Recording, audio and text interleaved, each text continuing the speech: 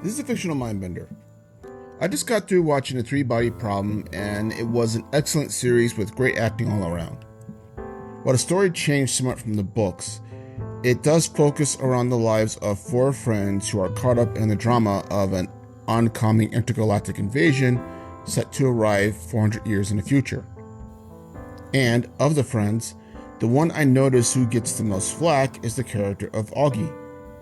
Men regard her as being angsty and behaving more like a teenager than a genius scientist that she is. However, I think there's a misunderstanding regarding her character arc, and that in the show, it does display why her actions and attitude is more or less totally justified, even if sometimes cringy. We first meet Auggie through a hilarious interaction with her friend Jen at a bar when a guy who drunkenly comes up to them and hits on them. They introduce themselves by rattling off their scientific credentials, Augie's being the lead scientist on a project for nanofiber technology.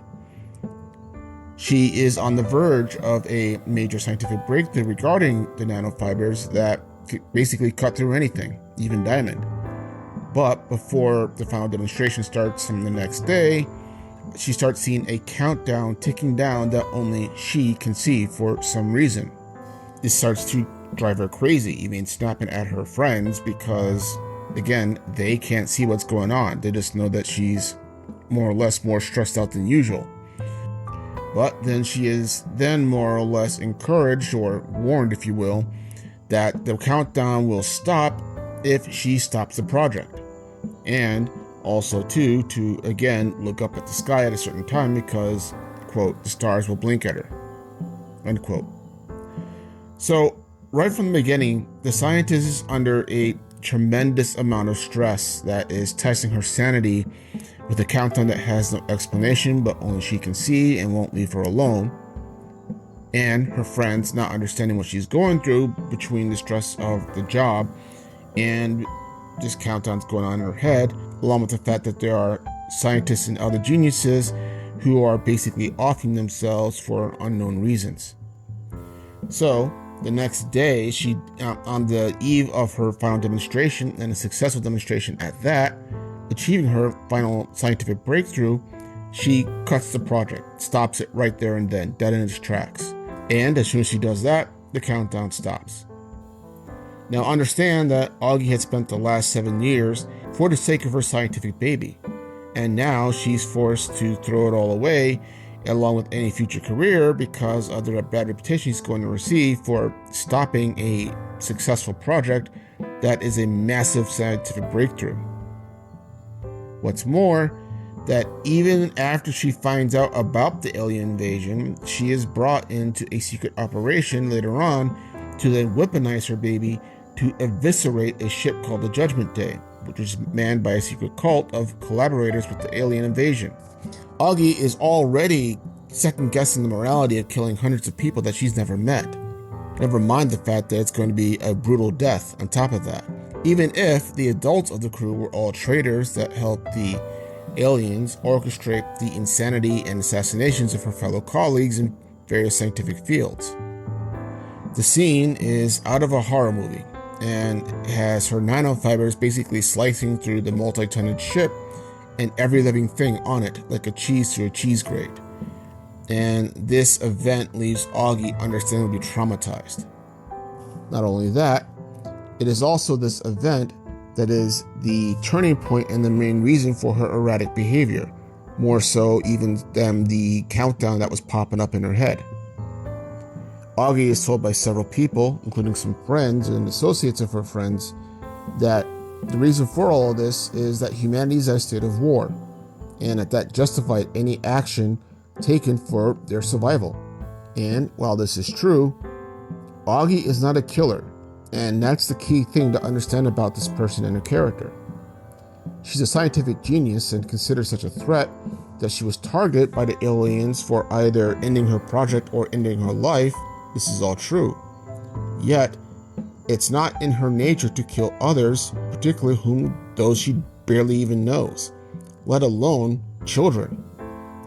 What's more is that Thomas Wade, the man running the secret resistance against the alien threat and responsible for bringing Auggie into their operations, shows no remorse for the act whatsoever, an attitude Auggie is so revolted by that she compares him to a fascist, and anyone who works with him and his group is just as evil, and refuses to work with them again. However, she is brought in one more time by her friend Jen, who is now working with them as a scientific advisor and having experienced contact with the aliens and being almost brought into the cult herself, and brought in for a far-fetched plan to send a probe towards the alien fleet to gather more information before they arrive. Auggie is not entirely convinced of this, but does so anyway for the sake of her friend. Yet she's further horrified when they then find out that they were trying to use a monkey as a test subject, and then that Wade then suggests using her terminally ill friend Will Downing's brain to put into the probe so as to entice the aliens of taking the bait and not destroying it, so that he could then gather information and send it back.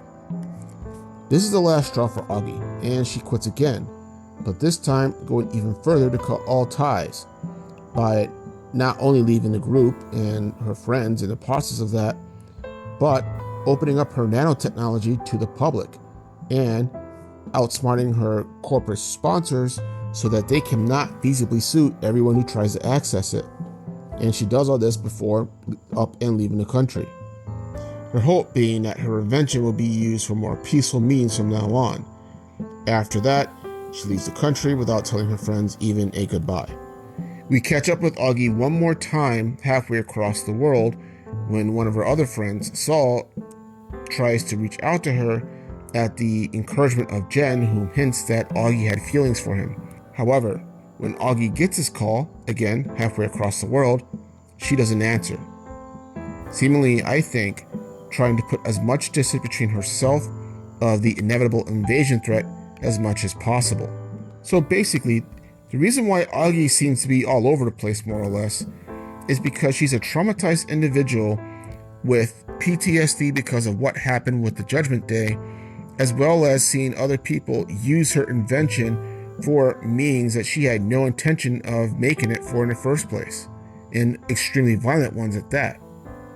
The countdown was bad enough and did do a lot to strain her relationships, but that her invention was being used to destroy brutally an entire ship and its crew threw her completely off.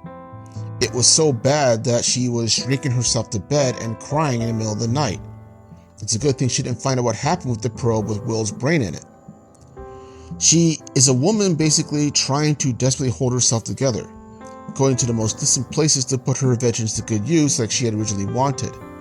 And it's not that Auggie was in denial about the invasion, but that she does justify her actions by saying that it's 4 centuries off and they'll all be dead by then, so what does it matter?